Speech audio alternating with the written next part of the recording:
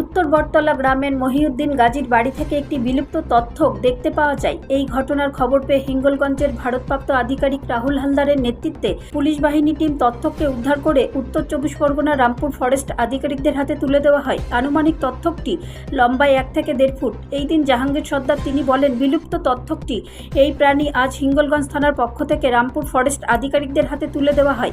এই দিন ফরেস্ট আধিকারিক স্বপন গায়েন তিনি জানান, আমাদের ফরেস্ট অফিসারকে ইনফর্ম করে তারপর আমাদেরকে ইনফর্ম করলে আমরা যথারীতি এখানে আসি। এসে দেখলাম এই তথ্যকটি ওজনে আনুমানিক 200 থেকে 250 গ্রাম আমাদের হাতে হিঙ্গলগঞ্জ থানার পক্ষ থেকে তুলে দেওয়া হয়। আমরা রামপুর ফরেস্ট হিঙ্গলগঞ্জ থানার প্রশাসনিক আধিকারিককে সাধারণ মানুষ ধন্যবাদ জানিয়েছেন।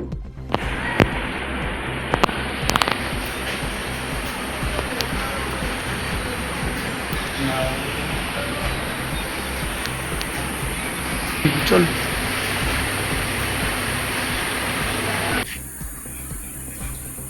দাঁড়ান দাঁড়ান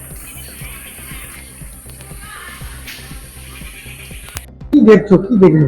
এখানে দেখলাম বলতে আমি এখন হিঙ্গলগঞ্জ থানায় দাঁড়িয়ে, আমি এখানে এসেছিলাম সাইডে, এসে দেখলাম বিরল প্রজাতি টোপ্পো সাপ ধরা পড়েছে।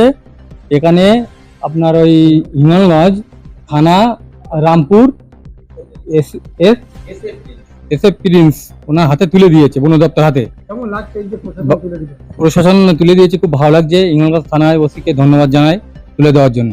আপনার নাম? আমার নাম মোহাম্মদ জাহাঙ্গীর সর্দার। ব্যুরো রিপোর্ট, রাষ্ট্রীয় প্রসার বাংলা।